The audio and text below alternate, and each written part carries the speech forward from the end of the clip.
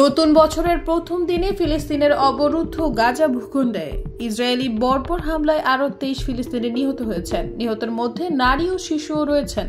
এদিকে 2023 সালের অক্টোবর থেকে শুরু হওয়া ইসরায়েলি আগ্রাসনে গাজা উপত্যকায় নিহতের মোট সংখ্যা 45,550 ছাড়িয়ে গেছে। চলমান বর্বরী হামলায় আহত হয়েছেন আরও লক্ষাধিক ফিলিস্তিনি।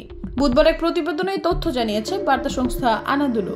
সংস্থাটি বলেছে 2025 সালের প্রথম দিনে গাজা উপত্যকায় ইসরায়েলি হামলায় বুধবার কমপক্ষে 23 ফিলিস্তিনি নিহত হয়েছেন বলে মেডিকেল সূত্রগুলোর বলাতে জানা গেছে। একটি মেডিকেল সূত্র জানিয়েছে ইসরায়েলের একটি ফাইটার জেট পূর্ব গাজা শহরের সেজাইয়া পাড়ার একটি আবাসিক অ্যাপার্টমেন্টে আঘাত হানলে 2 নারী ও 3 শিশু সহ 6 জন নিহত হয়েছেন। এছাড়া মধ্য গাজার বুরেজ শরণার্থী শিবিরের একটি বাড়িতে ইসরায়েল ড্রোন হামলা চালিয়েছে। মেডিকেল সূত্র অনুযায়ী এই হামলায় একজন নারী ও শিশু নিহত হয়েছেন এবং বেশ কয়েকজন আহত হয়েছেন। ইসরায়েলি বাহিনী বুরেজ এবং নুসেইরাত ক্যাম্পের পূর্ব এবং উত্তর অংশেও গোলাবর্ষণ করেছে, তবে হতাহতের বিষয়ে এখনো কোনো তথ্য পাওয়া যায়নি।